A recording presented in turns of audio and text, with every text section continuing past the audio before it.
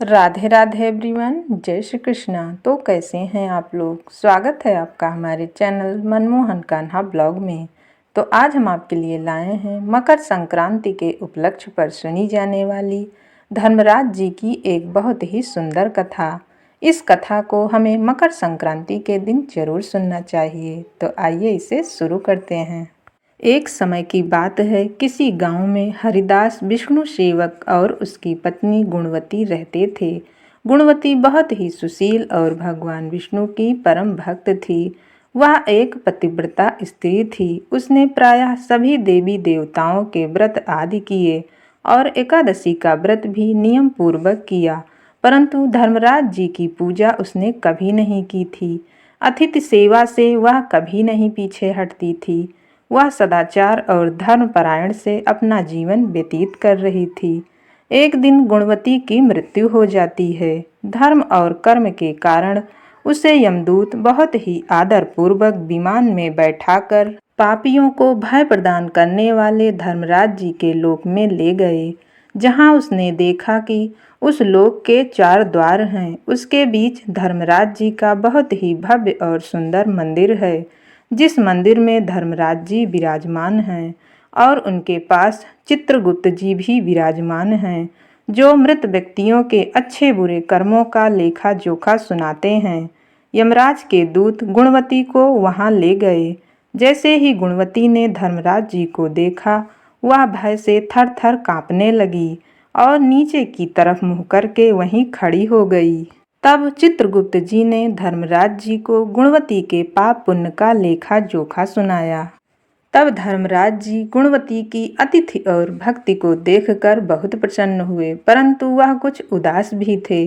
उनको उदास देखकर गुणवती ने उनसे पूछा, प्रभु आप उदास क्यों हो गए, मुझे इसका कारण बताइए। तो धर्मराज जी बोले, तुमने जप तप व्रत दान आदि करके सभी देवी देवताओं को संतुष्ट किया है, परंतु मेरे नाम का तुमने कोई भी पूजा पाठ और दान पुण्य नहीं किया है।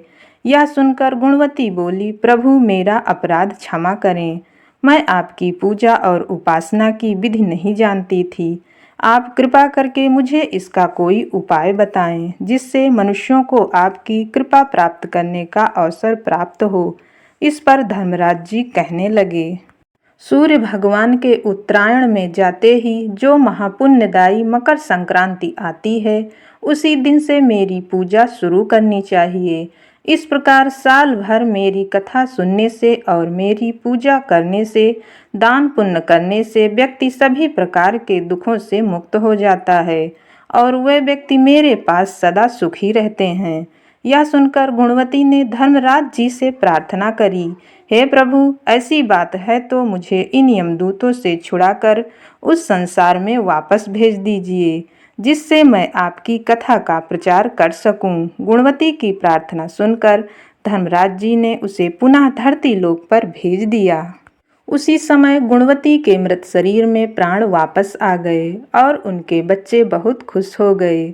उसके गुणवती ने अपने पुत्रों और पति को धर्मराज जी की सारी बात बताई और मकर संक्रांति के दिन से अपने पति और पुत्रों के साथ धर्मराज जी की पूजा और उनकी कथाओं को करना आरंभ कर दिया और साथ ही दान पुण्य भी करना शुरू कर दिया। इस प्रकार गुणवती ने पूरे वर्ष धर्मराज जी की पूजा और कथाएं सुनी और सभी सुखों को भोग कर अंत में वह स्वर्ग को प्राप्त हुई। स्वर्ग पर जाने के बाद देवताओं ने गुणवती का खूब स्वागत और सत्कार किया। इस प्रकार धर्मराज जी की कृपा गुणवती को प्राप्त हुई। इस तरह से जो कोई भी इस कथा को सुनता है, उसके ऊपर धर्मराज जी की कृपा सदैव बनी रहती है। हे धर्मराज जी, जैसे आपने गुणवती के ऊपर कृपा की, वैसे ही हम सब भक्तों पर अपनी कृपा दृष्टि सदैव बनाए रखना। इसी कामना के साथ इस वीडियो को यहीं पर समाप्त करते हैं। मिलते हैं किसी दूसरे वीडियो में एक नई कथा के साथ। अगर यह कथा आपको सुनने में अच्छी लगी हो तो प्लीज़ वीडियो को एक लाइक कर देना और ऐसी ही धार्मिक कथाओं को सुनने के लिए हमारे चैनल को सब्सक्राइब कर लेना। राधे राधे, जय श्री कृष्णा।